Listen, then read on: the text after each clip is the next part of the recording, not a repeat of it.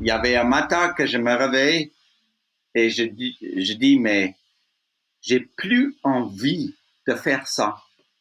J'ai, j'ai tout ce que je veux. Je n'ai pas besoin vraiment d'y aller travailler à ce moment.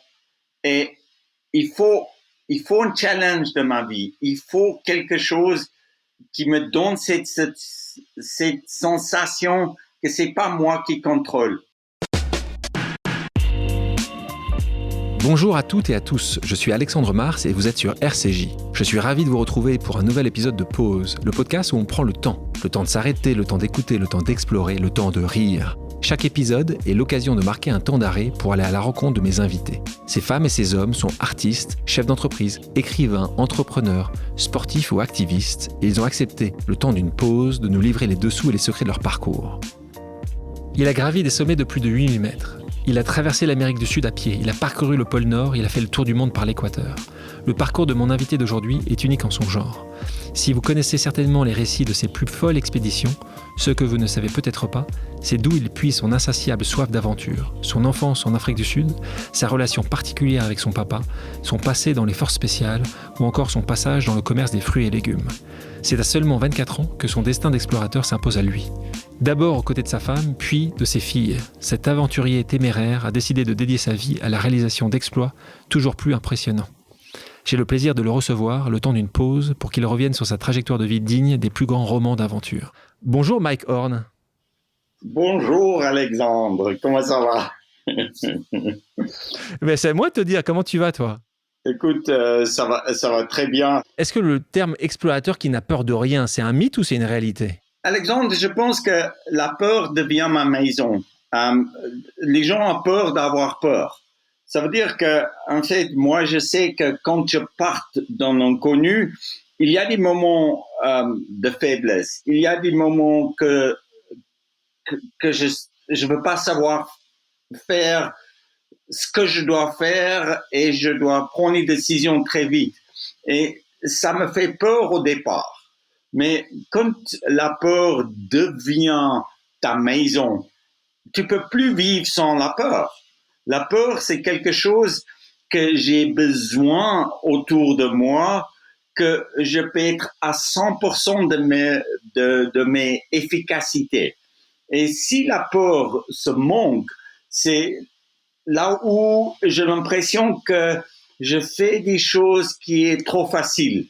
Et c'est cette mentalité qu'on a développée à travers des exploits qu'on a fait que la peur, ça devient chez toi. Et d'ailleurs, tu disais ça, je crois que c'était ton papa qui t'avait dit « Si tes rêves ne te font pas peur, c'est qu'ils ne sont pas assez grands ». Donc, ton papa, dès ton plus jeune âge, t'a fait vivre, en fait, avec une certaine manière, ses peurs, en fait, c'est ça?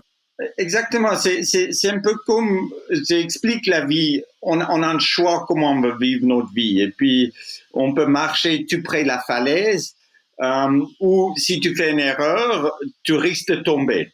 Ou tu peux marcher loin de la falaise. Et loin de la falaise, si tu fais quelques erreurs, tu as moins de peur, tu vis beaucoup plus dans ce confort.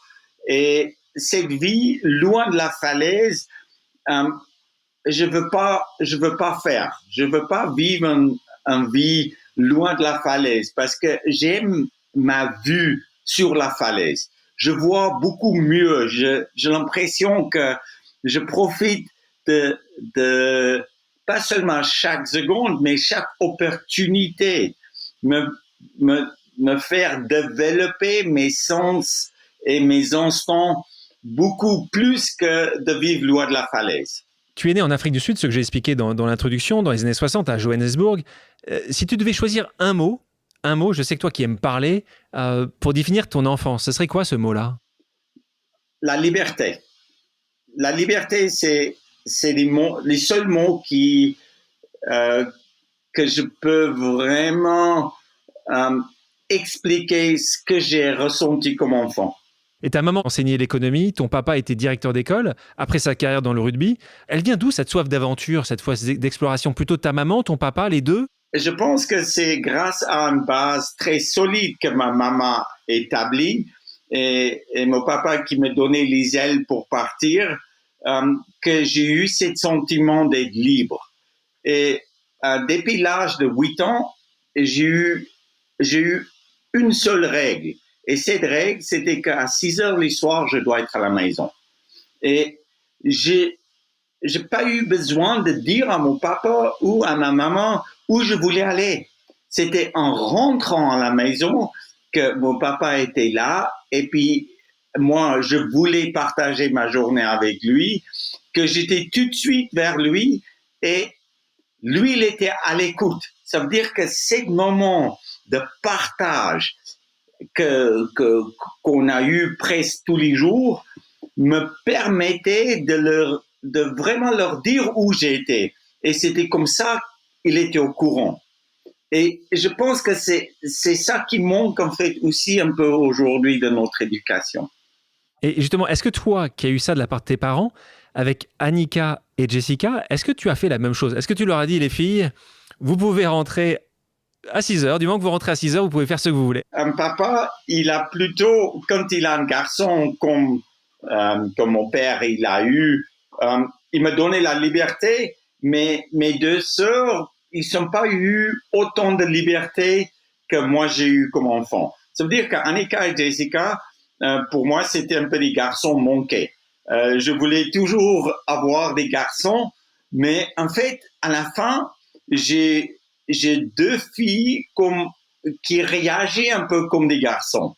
Et puis ça me permet de vouloir le protéger, mais en même temps de leur donner la liberté. Ça veut dire que Jessica et Annika, dès qu'ils pouvaient quitter la maison, ils sont partis à Paris et à Boston.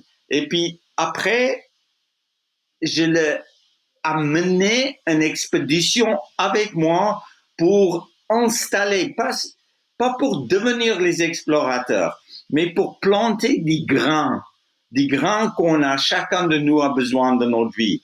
Et ça, c'est la liberté. Toi, tu mets un petit grain dans leur tête et leur créativité donne la liberté à leur pensée de développer des grains que toi t'as mis. Revenons quand tu étais tout jeune, tu aimais beaucoup le sport, tu pratiquais le rugby. D'ailleurs, ton papa a fait carrière dans le rugby. Est-ce qu'à un moment, tu as voulu aussi faire carrière dans le rugby? Est-ce que ça aurait pu être un rêve pour toi, un objectif ou pas du tout? Exactement. Oui. Moi, je me rappelle très bien que quand j'ai joué à l'école pour l'Afrique du Sud, et mon papa il jouait pour l'Afrique du Sud, j'ai joué des matchs avant lui. Et puis, c'était pour la première fois dans l'histoire qu'un garçon, un papa qui a eu un garçon, jouait deux matchs presque en même temps, oui, juste avant. en même temps sur les mêmes terrains, mais une génération différente. Et puis, pour moi, j'étais très fier de mon papa, tout simplement parce que en marchant avec lui après des matchs qu'ils ont eus les samedis, les gens sont venus vers lui et puis tout le monde disait toujours la même chose. Mais wow, quoi, bravo, t'as bien joué. Et pour un gamin, moi j'étais fier d'être à côté de lui et je voulais le garder à côté de moi. Je voulais pas quitter mon papa parce que j'étais fier de ce qu'il faisait. Et quand il a joué son dernier match de rugby, c'était là à l'époque où nous on pouvait aller avec eux dans la vestiaire. Tous les jeunes joueurs sont venus vers lui en disant mais écoute, bravo, tu étais première à l'entraînement, tu étais toujours les dernières de partir, tu étais toujours là pour donner des conseils aux gens, tu étais toujours là pour nous écouter. Et puis quand j'ai entendu tout ça, je disais à l'intérieur de moi, mais écoute, je vais être comme lui. Et quand les autres joueurs sont partis, ils sont partis pour prendre leur douche, je disais à mon papa que, écoute papa, je vais être comme toi. J'ai 8 ans. Et mon papa, il me dit, Mike, tu peux pas être moi. Et là, j'étais déçu. Et 2 secondes plus tard, il dit, mais écoute, tu es plus grande que moi. Il faut pas te limiter à ce que moi j'ai fait dans la vie. Toi, tu es qui tu es et tu es beaucoup plus grande. Vas-y. Tout ce que tu dois faire, c'est croire que tu peux faire des choses. Et là, je l'ai cru. C'est tout. Et tu avais 8 ans. Quelque chose que j'adore dans cette histoire avec ton papa, c'est vos footings du matin. Est-ce que tu peux raconter à nos auditrices et à nos auditeurs ce jogging du matin, quand tu l'accompagnais, en tout cas, quand tu tentais de l'accompagner? Oui, Alexandre, c'était justement cette envie que j'ai toujours eue de rester avec mon papa, que tous les matins, à 6 heures, il partait pour aller faire des footings. Et puis, moi, tous les matins, à 6 heures, je me réveille, je mets mes shorts, j'ai couru un pied nu, et puis, en fait, il passait devant ma chambre, il sifflait toujours comme ça, comme pour un petit chien, si tu veux. Tu vois, il sifflait, je sortais, et puis je partais pour courir avec lui. Mais lui, il n'a jamais couru moins vite que je pouvais rester avec lui. Ah, ça, c'est dur, ça. Il a toujours couru à sa vitesse. Et puis, tous les jours, quand je pouvais plus rester avec lui, c'était là où je prenais une petite pierre que je trouvais et je mettais une marque sur la trottoir. Et je disais, mais aujourd'hui, j'ai resté avec lui jusqu'à ce point-là. Et demain, je vais essayer d'y aller plus loin. Et dans la vestiaire, quand il me demandait pourquoi je pense qu'ils partent courir tous les jours. Et je dis, mais papa, tu cours parce que tu veux être plus fort, tu veux être mieux entraîné, tu veux ajouter une valeur à ton équipe, tu veux donner tout ce qui est possible dans les meilleures conditions à ton équipe. Et comme ça, tu mérites ta place. C'est pour ça que tu cours. Et puis lui, il me regarde et puis il dit, mais Mike, c'est pas du tout pour ça que je cours. Ça, je dois faire. Ça, c'est mes obligations. Mais la seule raison pourquoi vraiment je me réveille tous les matins, c'est parce que je sais que toi, tu es debout. C'est toi qui m'inspire. C'est toi, quand tu passes cette ligne, j'ai un seul truc de ma tête, c'est que tu es toujours derrière moi et tu battes chaque jour cette ligne. Et à 14 ans, quand j'ai resté avec lui, j'ai commencé et puis j'ai resté avec lui jusqu'à la maison. Et puis là, ils me disent, mais depuis maintenant, tu cours devant. Ça veut dire que, en fait, cette progression, cette inspiration qu'il me donnait, c'était aussi une inspiration que moi, je le donnais. Et quand il me disait que je l'inspire pour se réveiller, c'est justement là où j'ai compris que l'inspiration peut arriver de n'importe où et à n'importe quel âge. Mais on doit ouvrir, en fait, nos têtes de recevoir cette inspiration. Donc à 14 ans, il y a eu cette passation, en fait, arriver à le suivre jusqu'au bout. Tu as 18 ans, et quand tu as 18 ans, on est en plein apartheid en Afrique du Sud, et c'est le chemin militaire que tu choisis à ce moment-là, et donc tu choisis les forces spéciales. Comment tes parents ont réagi quand tu as rejoint les forces spéciales et quand tu t'es engagé pour partir en Angola?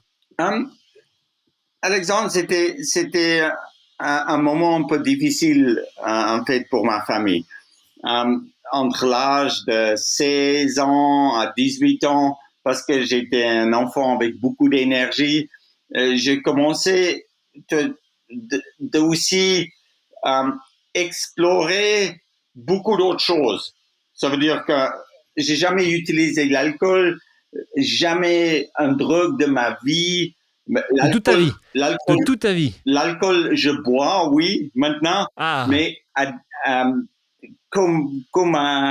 jusqu'à l'âge de 55 ans, j'ai jamais même fumé un pétard de ma vie. Ça veut dire que je bois une bière, je bois un coup de rouge, j'apprécie, mais pas plus que ça. Ça veut dire qu'en fait, quand tu décides dans ta vie que tu veux faire quelque chose, mon papa et ma maman a jamais dit non. Et le militaire était obligatoire.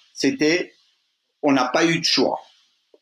Et parce que j'ai passé entre 16 et 18 ans, j'ai commencé de dire, mais écoute, moi je suis pas d'accord en fait avec les gens qui veulent pas me donner la liberté de vivre et je me battre contre. Mon papa est même contre la police, tu vois, parce que je pensais que la police a pas toujours eu raison. Moi aussi, je peux avoir raison. Je dois pas être transformé par un système. Je dois faire partie d'un système, mais je dois vivre individuellement dans ce système. Il faut pas que les systèmes manipulent la manière que je veux vivre. Et là, je suis devenu en fait un peu en combat avec les autorités. Et il y avait un moment que la police est venue à la maison et puis T'avais fait des bêtises? Ouais, T'avais fait des bêtises? c'est juste Ah, ça, je suis pas au courant, tiens. Bah, tiens, raconte, qu'est-ce que t'avais fait comme bêtise alors pour que la police vienne chez toi? non, parce que en fait, les magasins fermaient et puis je disais, mais écoute, moi, les magasins ne doivent pas fermer. J'ai pété la fenêtre, je rentrais, j'ai fait mes commissions, j'ai payé pour mes commissions et puis en fait, les alarmes ont sonné et c'était pas la vol, mais c'était juste que si tu veux quelque chose, tu dois avoir la possibilité de l'acheter si tu as de l'argent, même si c'est fermé. C'est un mode de pensée très, très personnel. Et donc la police vient de chez toi, Ouais. Et à ce moment-là? mon papa est rentré de l'université où il faisait ses doctorats en psychologie. Et puis, la police demande à mon papa si j'étais là. Il dit, oui, elle est là. Pourquoi vous êtes là? Ah non, il a pété la fenêtre, il a rentré dans les magasins, là. Et puis, les deux copains qui étaient avec moi, eux, la police l'a attrapé, mais moi, j'arrivais de m'échapper. Parce que, au départ, j'ai déjà eu un programme comment m'échapper de cette situation. Ça veut dire que mes copains, ils pensaient que casser la fenêtre pour rentrer dans la dans la magasin. Le magasin, ouais. Et puis, moi, je pensais déjà comment je veux faire si quelqu'un arrive. Ça veut dire que les pensées changent. C'est pour ça, eux se fait attraper et moi, je suis libre. Pas toi. Mais eux, ils sont dit à la police qui était avec eux. Et puis, c'est comme ça que la police est arrivée chez moi. Maintenant, ils arrivent et mon papa, ils disent, mais prends-le. Je veux plus voir ces garçons. Et là, Alexandre, pour moi, c'était wow. La plus grande punition que j'ai eue de ma vie, c'était que quand mon papa était déçu et là, je vais en prison, je rencontre mes deux copains et je reste juste 24 heures en prison. Après, mon papa, il a négocié avec du magasin qu'il remplace la fenêtre, blablabla, et qu'ils ouvrent pas, on n'est pas des criminels, ça veut dire qu'on va faire des services publics pour, en fait, repayer une manière ce qu'on a fait faux. Et voilà. Et je suis devenu gardien de ces magasins. Tu vois, je regardais que les gens ne volent pas et tout ça. Mais gratuitement chaque week-end. Et puis, ça m'a enlevé la liberté, mais j'ai payé cher pour ce que j'ai fait. Et je voulais montrer à mon papa, après, que je ne suis pas mauvaise à l'intérieur de moi. C'est pour ça que j'ai décidé d'y aller dans la force spéciale. Parce que la force spéciale, c'est très peu de jeunes qui est sélectionné. Et on dit qu'il y a que 4-5 qui finissent ces cours à la fin. Peut-être au départ, il y a 4000, Après 4 mois, Une sélection très, très, très difficile.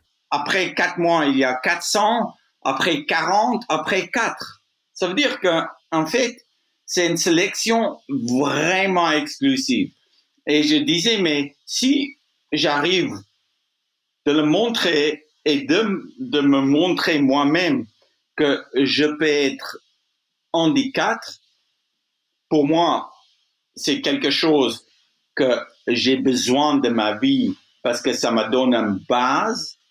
Et en plus aussi, lui, il va être de nouveau fier de moi. Mais il était toujours fier de moi. Fier de toi. C'était juste la manière que j'ai pensé, que je pensais que je dois le montrer, que je dois faire, ou je suis capable de faire quelque chose. Tu vas combattre ou pas? Oui, après je parte, après une année de formation, c'est là où j'étais encore handicap 40 et mon papa qui arrive vers moi et puis il me dit, Mike, tu dois arrêter.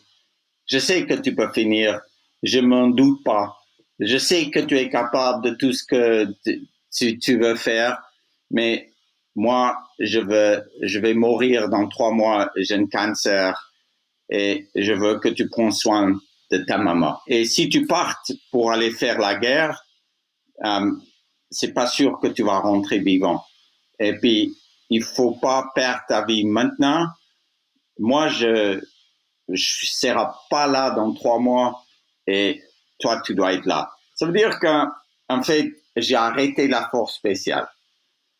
Je rentrais à la maison. Je suis devenu lieutenant officier dans les militaires sud-africains et mon papa qui a décédé 3 mois après, en fait, a vite fait un énorme espace de ma vie. Tu sais que quand quelqu'un est aussi présent dans ta vie et il est plus là, c'est comme un peu que tu perdes ta référence. Parce que ton père et ta mère, c'est toujours vraiment un mur où tu peux balancer n'importe quelle idée dans leur direction et puis tu vas avoir un retour. Et tout d'un coup, il n'y a plus de retour.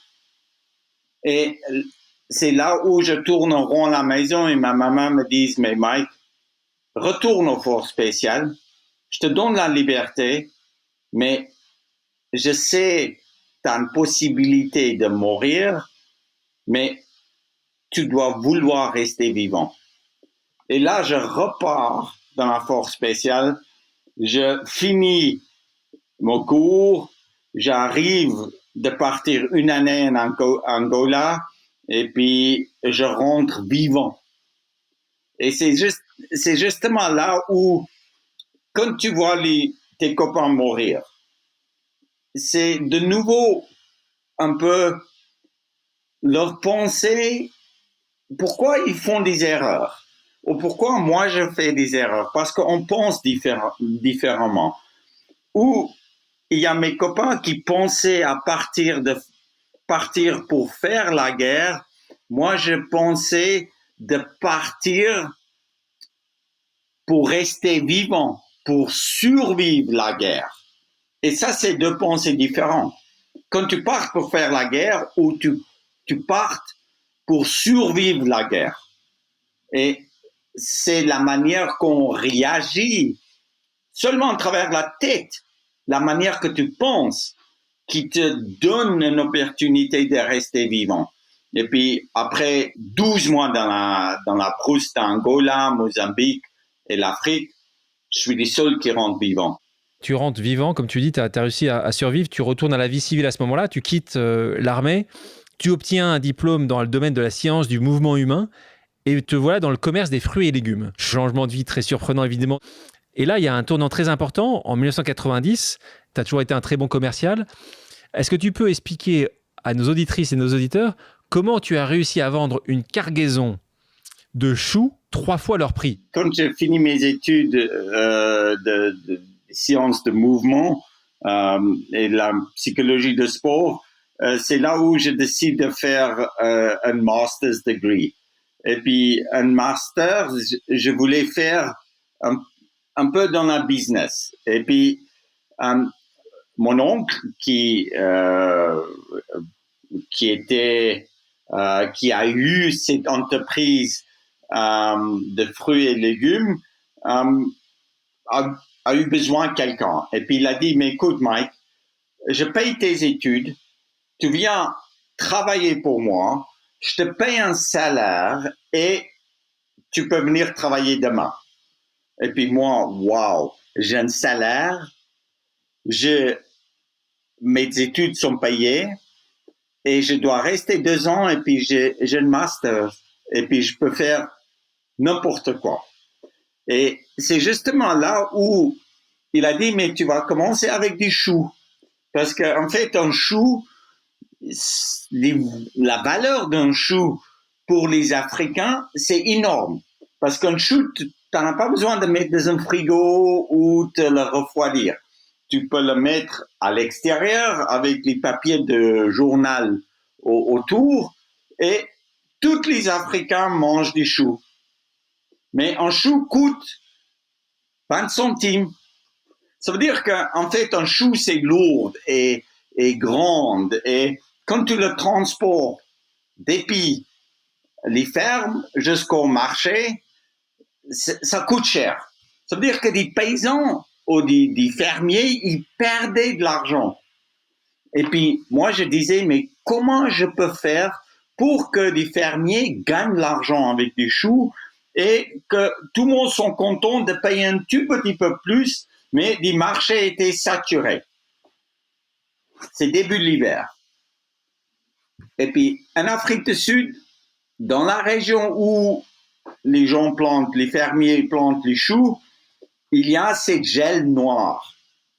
Et je connaissais très bien cette gel noire parce que pendant mes formations des forces spéciales, on était exposé au froid dans la région là.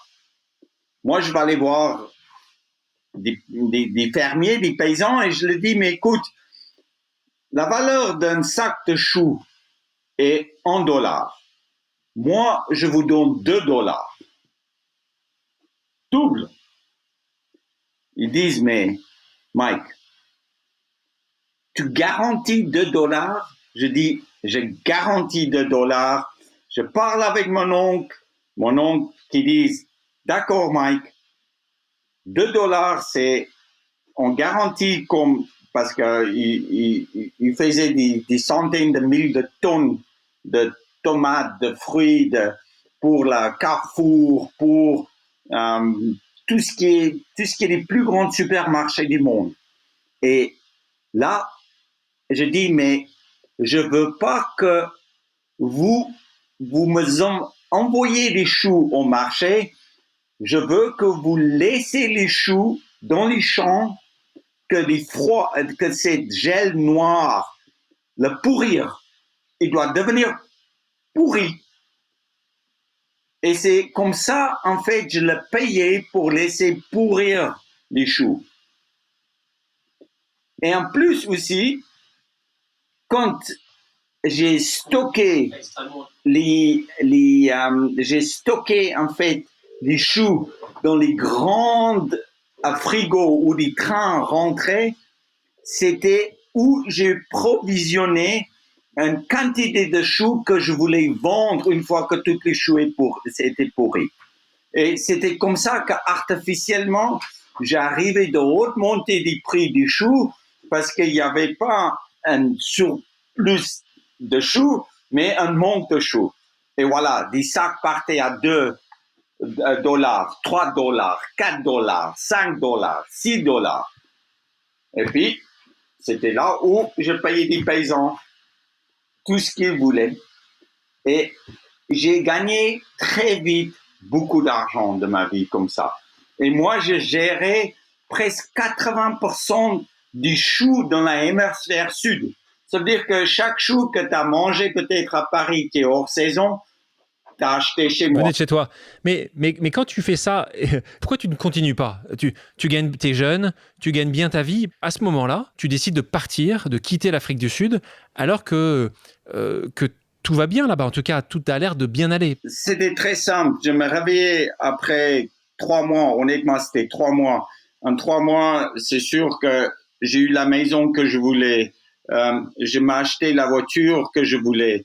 Je me réveillais à 4 heures les matins pour voir ce qui se passe en Australie, Nouvelle-Zélande, Brésil avec les produits frais. C'est comme des stock exchange, hein. C'est comme notre marché. Tu dois déterminer un prix à ce que tu vas vendre parce que tu sais pas s'il y a des choux plus chers ou moins chers ailleurs au monde. Ça veut dire que à 4 heures, je me réveillais et puis je vivais dans une maison avec mes potes et il y avait un matin que je me réveille et je dis mais j'ai plus envie de faire ça. J'ai tout ce que je veux. Je n'ai pas besoin vraiment d'y aller travailler à ce moment. Et il faut un challenge de ma vie. Il faut quelque chose qui me donne cette sensation que c'est pas moi qui contrôle. Et c'est là où je vais vers mon oncle, je dis, je veux pas finir mon master, je veux pas continuer de travailler avec vous. Là, il y a tous mes contacts pour vous, développe ça, et puis moi, je redonne tout ce que j'ai eu, ma maison, ma voiture, mes meubles, tout ce que j'ai eu, j'ai donné à mes amis et j'ai gardé $50 de ma poche. Et quand j'ai redonné tout ce que j'ai gagné aux gens, c'était là pour la première fois où j'ai eu de nouveau cette sensation d'être libre, comme quand j'ai parti pour faire les militaires, quand j'ai parti comme gamin avec mon vélo. Alors la question que j'ai à ce moment-là, tu te retrouves en partance vers un pays étranger. Alors la légende urbaine dit que Mike Horn est arrivé à l'aéroport, a regardé sur les écrans où il pouvait partir. À l'époque, comme on est encore en plein apartheid, beaucoup de vols n'étaient pas possibles pour certaines destinations. Et tu te retrouvais avec en disponibilité, je crois, Israël, Ouais. la Suisse et je crois un troisième pays. Quel était le troisième pays? C'était Angleterre, en fait. C'est l'Angleterre. Évidemment, l'Angleterre, vu la relation historique avec l'Angleterre. Exactement. Est-ce que c'est vrai que quand tu prends le ballon pour la Suisse, c'est le premier avion disponible? Est-ce que c'est vraiment ça qui se passe ou tu as quand même une envie plutôt d'aller en Suisse qu'aller ailleurs? Non, écoute, moi, je me disais que l'Afrique du Sud était boycottée. Nous, on pouvait pas voyager sans visa. Et puis, là, les choix étaient limités. Je vais à l'aéroport, je regarde, j'achète un billet sur standby. Tu vois, c'est standby, c'est s'il y a une petite place s'il y a de la place qui se présente pas, que tu prends sa place. Je fais 3 bookings. Première, c'est pour Tel Aviv, Israël. Deuxième, la Suisse. Et la dernière pour les Angleterres. Moi, les Anglais, je parlais un tout petit peu d'anglais. Je parlais afrikaans. Je suis un bourg. Ça veut dire que ma langue était afrikaans. Je parle quelques langues du Zoulou et du Xhosa que les groupes ethniques en Afrique du Sud parlent. Mais l'anglais, ça m'intéressait pas, vraiment. C'est des gens qui sont venus coloniser l'Afrique du Sud et puis moi, j'étais en guerre contre eux. D'abord, c'était Tel Aviv. C'était Tel Aviv parce que je me disais que, en fait, même si je suis pas juif, je peux toujours, parce qu'en Afrique du Sud, quand tu as fait la force spéciale, il y a les programmes d'échange que tu peux faire. Et puis, c'était toujours une possibilité d'y aller en Israël, d'être là, si jamais je trouve pas de travail, pour faire un programme d'échange avec leurs militaires, et puis tu fais des formations. Et puis, c'était pas vraiment ça que je voulais faire, mais c'était la seule, en fait, petite clé que j'ai eue dans mes mains. Et puis, là, l'avion qui part pour Israël, il n'y a pas de place. Et puis, je ne monte pas dans l'avion. Le deuxième avion pour la Suisse, pour aller à Zurich, il y a une seule place. Et je me retrouve en short. En fait, pour vraiment aller en Israël, dans un avion qui partait pour la Suisse. Tu atterris à Zurich et tu arrives en Suisse. Et là, tu vas toucher à beaucoup de métiers différents. Tu vas être fermier, moniteur de ski, garde-rivière, barman, bûcheron, vendangeur. Je ne sais pas si j'en oublie.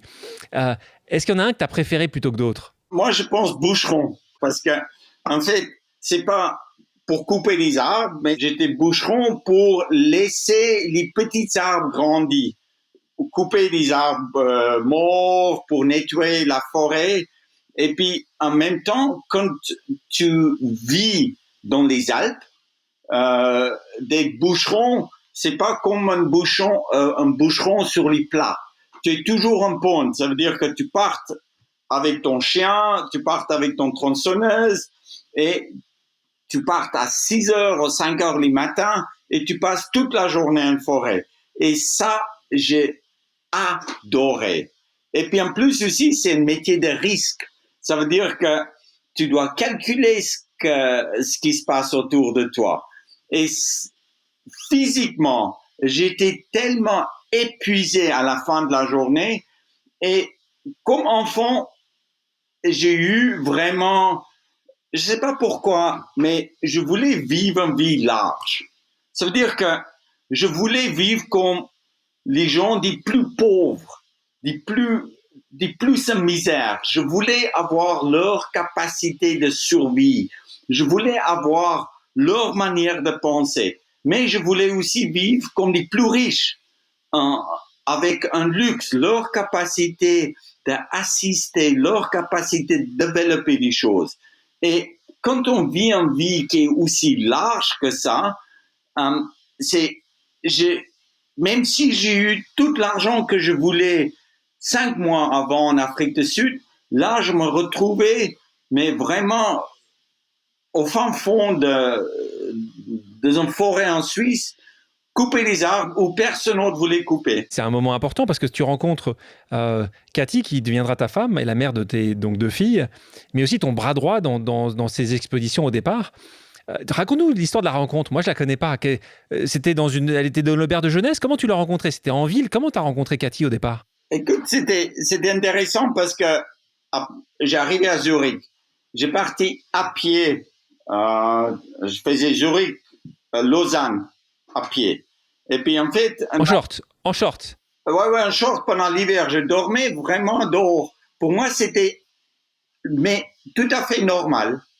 Parce que quand tu as vécu la guerre, quand tu peux gérer une situation, tu es pas vraiment... tu sais pas où tu vas. C'est inconnu, devient une aventure. Et tu apprends tous les jours quelque chose. Ça veut dire que c'est pas que tu n'as pas d'argent, que la vie est pas belle. C'est que tu rends la vie belle par des choses que tu apprends qui deviennent ta valeur.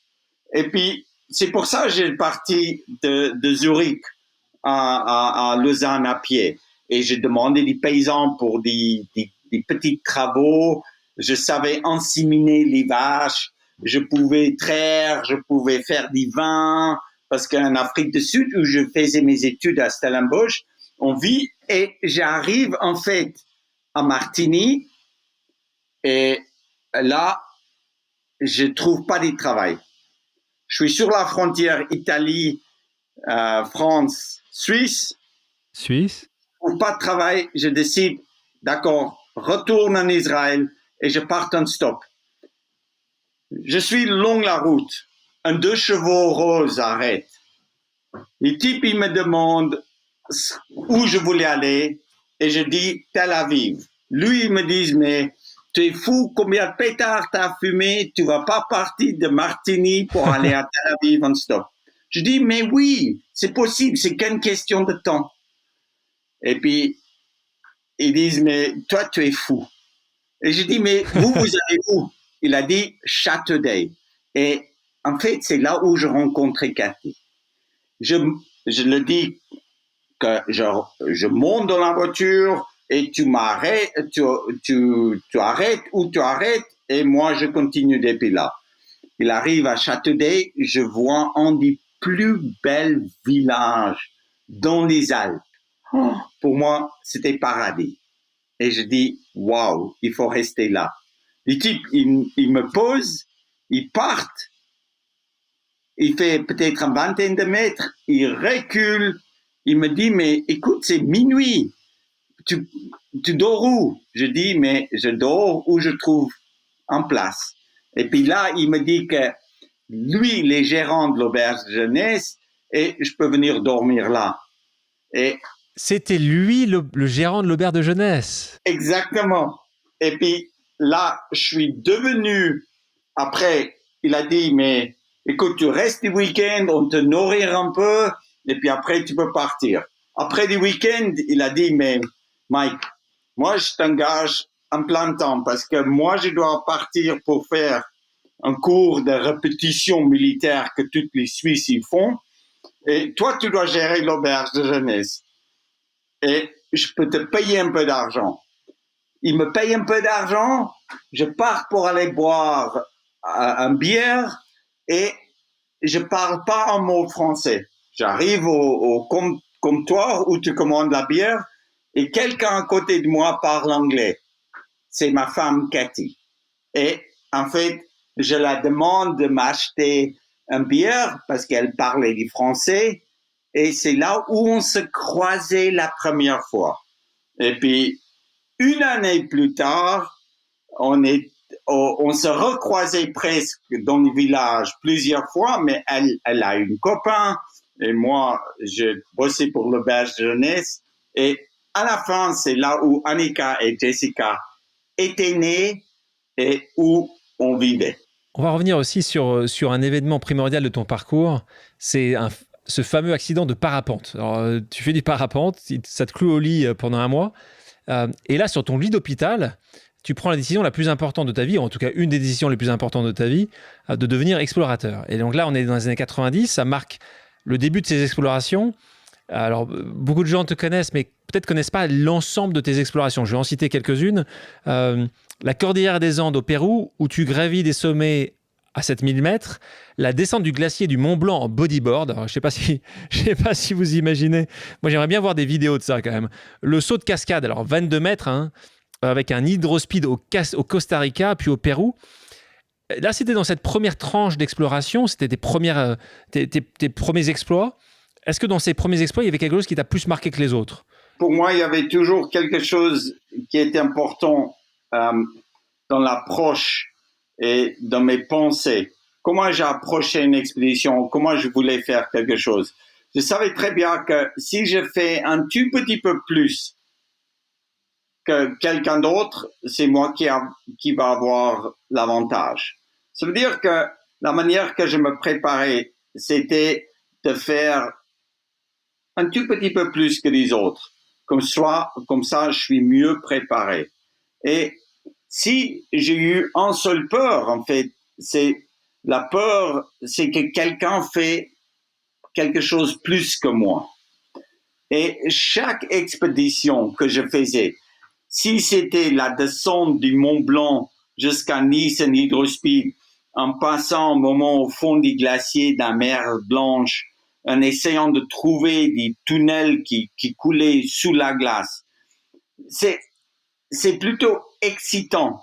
Même si on sait que du moment quand on fait une erreur, on peut mourir, on pense pas à perdre notre vie. On pense à comment faire pour rester en vie.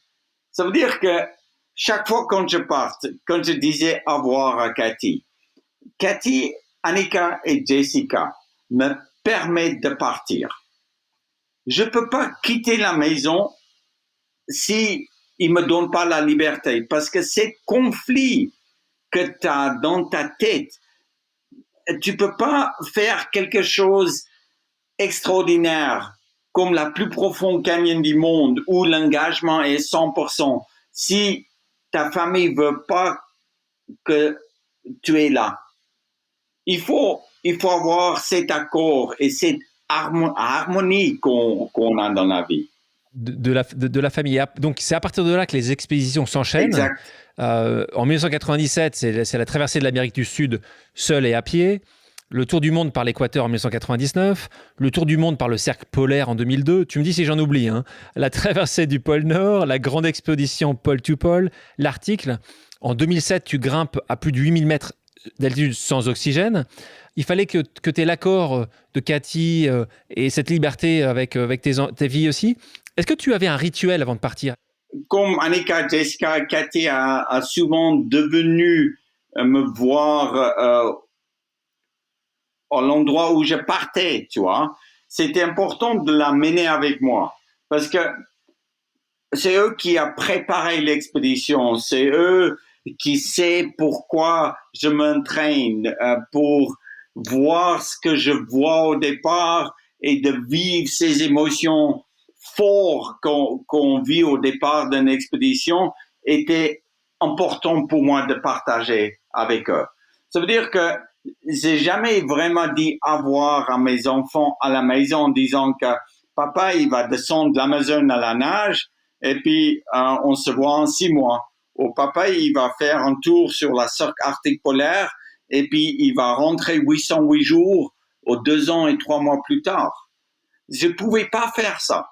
Ça veut dire qu'en fait, de la mener au départ avec moi le permettait de voir, d'être dans cette ambiance. Cette ambiance que, en fait, maintenant, ils voient où leur papa va le quitter et puis après, dans leur chambre, ils ont eu une carte énorme sur exactement l'endroit où l'expédition passait.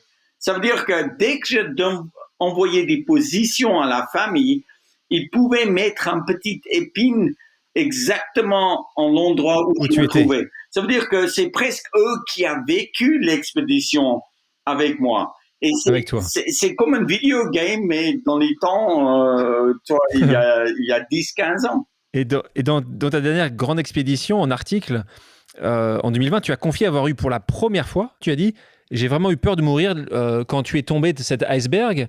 Pourquoi tu l'as publié, la vidéo d'ailleurs? Non, en fait, c'est de nouveau en parlant avec Annika et Jessica, et puis c'était eux qui sont venus et disent, mais papa, pourquoi tu gardes toujours des choses qui a un peu mal passé pour toi. Et puis, ça peut être utile pour les autres qu'ils font pas les mêmes erreurs que toi t'as fait. Et toi, t'as eu toujours la chance, en fait, de rentrer vivant et pas tout le monde a cette même chance que t'as eu.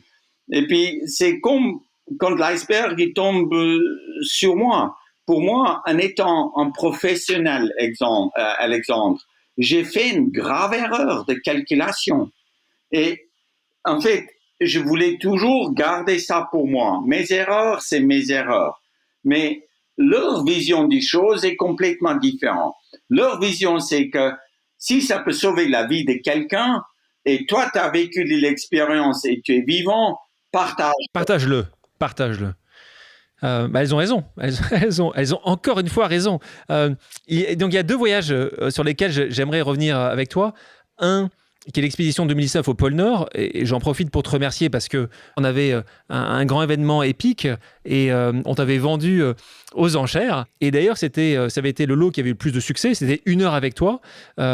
Et d'ailleurs, j'en profite pour dire aux entreprises qui nous écoutent que je vous encourage à contacter Mike Horn et ses filles parce que 1 heure avec toi, c'est 1 heure exceptionnelle et c'est souvent quelque chose que les entreprises aiment beaucoup faire. Mais pour moi, ce moment-là, t'as eu un accident assez grave parce que je me souviens à ce moment-là, on ne savait pas vraiment même si on allait te retrouver parce que t'étais reparti quelques années après au pôle Nord et t'avais trouvé un pôle Nord totalement différent. D'ailleurs, tu l'expliques que pour toi, ça a été certainement une vision réelle de l'impact du changement climatique parce que tu avais vu que tout avait changé. Tu ne voyais plus d'ours polaires, que la glace n'était plus de 1 mètre ou 2 mètres, mais était de quelques centimètres. C'est vraiment à ce moment-là où tu t'es rendu compte récemment du vrai impact du changement climatique? Alexandre, à 100% d'accord avec toi. En 2006, quand j'étais au pôle Nord, j'ai mesuré 2,50 m de glace au pôle Nord, épais. Le pôle Nord, c'est la glace qui flotte sur la mer, c'est la banquise. Mais en fait, la glace dérive. La glace épaisse a toujours resté autour du pôle. L'année passée, quand j'ai passé, au pôle Nord, la glace faisait 8 cm. En fait, depuis 2006 jusqu'à 2019, 2020, qui est seulement 14 ans, la glace a tellement fondu que en 14 ans, je pense on va avoir encore un tout petit peu de glace au pôle Nord pendant l'été, mais plus beaucoup. En peut-être 20 à 30 ans, on n'a plus de glace au pôle Nord pendant l'été. Ça veut dire que ça va beaucoup plus vite qu'on croit. Et j'étais les seuls témoins avec Borgi Ausland qui a traversé le pôle Nord de ça. Avec toi, ouais. C'est justement ce message, en fait, avec mes enfants, qu'avant, je voulais pas partager. Parce que je suis pas là pour faire peur aux gens. Je suis pas là pour dire, écoute, vis comme ça et fais pas ça. Je garde cette liberté qu'on doit avoir chacun de nous avec la responsabilité qu'on doit s'engager personnellement dans la conservation de notre planète. Parce que c'est la mer qui nous donne la nourriture pour survivre. Si on tue notre mer, on n'a plus de nourriture. On vit plus. Ça veut dire que, pour moi, c'est en arrivant au pôle Nord, j'étais choqué. Et je savais très bien que peut-être, ce changement de notre climat, je veux payer très cher. Je veux payer avec ma vie. Parce que la glace va pas être assez épaisse de marcher ou de skier sur la glace, d'arriver là où mon bateau était coincé dans la glace. Et puis, c'est là où la glace a devenu tellement mince que j'ai tombé dans l'eau et que quand tu tombes dans l'eau à moins 40, à moins 50, tu es complètement trempé. Du moment quand tu sors de nouveau sur la glace, c'est là où tu gèles. Parce que dans l'eau, tu es à moins 2 et moins 2 est chaud. Mais quand tu sors et tu es de nouveau à moins 40, c'est là où tu commences à choper l'hypothermie. Et quand tu n'as plus d'habits secs et tu dois enlever tous tes habits mouillés pour survivre, comment tu avances maintenant? Heureusement que tu étais avec ton copain norvégien. Est-ce que tu aurais été tout seul, ça aurait été impossible ou Alexandre, qui est important de savoir, c'est que quand la glace casse, tu payes 10 sur 20. Tu peux pas approcher parce que, en fait, où tu as tombé dans l'eau, eux aussi vont tomber dans l'eau. Ça veut dire il faut que tu t'en sortes tout seul, quoi. Il faut que tu t'en sortes tout seul. Exactement. La seule personne qui peut faire une différence, c'est toi-même. Et parce que j'ai tombé dans l'eau où la glace a cassé et il y avait un courant très fort et vite je me déplaçais dans une brèche d'eau avec la luge qui flottait dans ces brèches d'eau et à l'intérieur de ma luge, il y avait la tente. Ça veut dire que mon copain, Borgi, qui est peut-être un des meilleurs explorateurs polaires qui existe sur notre planète, il pouvait rien faire pour moi. Je m'en sors,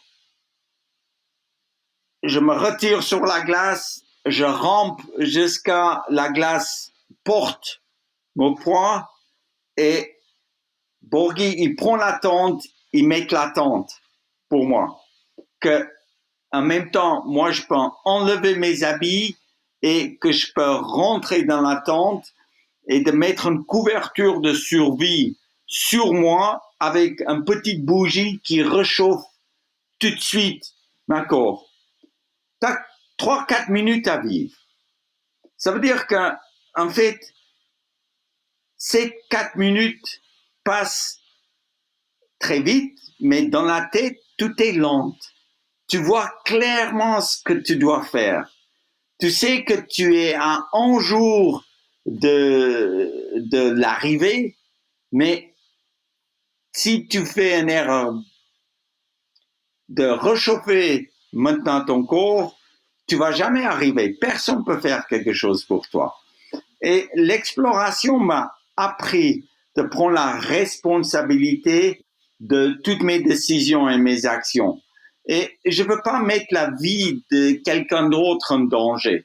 Ça veut dire que de mettre la vie de quelqu'un d'autre en danger pour me sauver, c'est pas pour ça qu'on parte. On est souvent critiqué aussi que, ouais, vous respectez pas la vie, vous mettez la vie des autres en danger. Je demande personne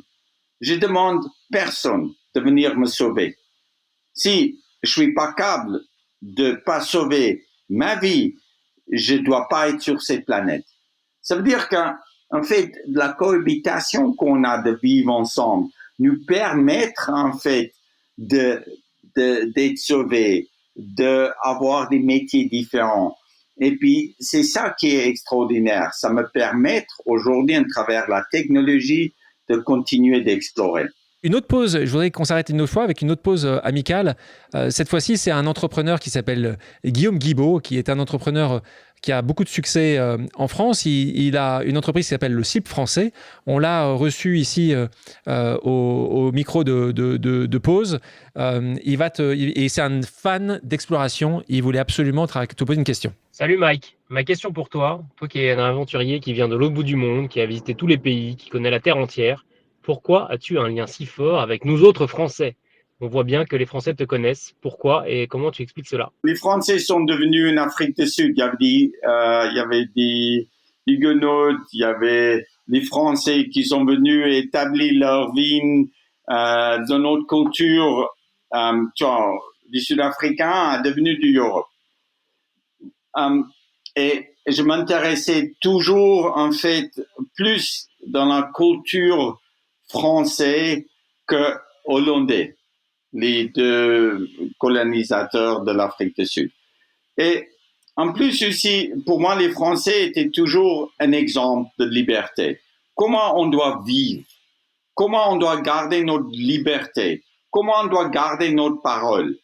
Mais que je suis pas d'accord avec les Français aussi, c'est que quand ça va pas, ils râlent. En fait, quand tu commences de râler un petit peu plus trop tôt, tu trouves plus de solutions de résoudre tes problèmes. Mais la liberté que vous avez dans la manière que vous vivez, dans la nourriture, dans tout ce qui est culturel, dans tout ce qui est des paysages différents qu'on trouve est extraordinaire. Avant de passer aux questions personnelles et au quiz, je te propose une pause musicale. Est-ce que tu peux me dire quelle est ta chanson culte ? Une chanson, quelle est ta chanson que tu préfères ? Tu connais Toto ? Ah, Africa Toto. On va écouter un extrait.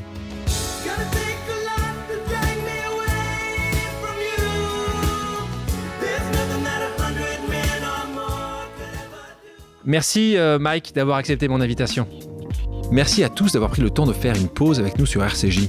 J'espère que l'émission vous a plu, inspiré ou fait réfléchir. Si c'est le cas, je compte sur vous pour soutenir Pause sur radio-rcj.info ainsi que sur toutes les plateformes d'écoute. À bientôt sur RCJ pour un nouvel épisode de Pause.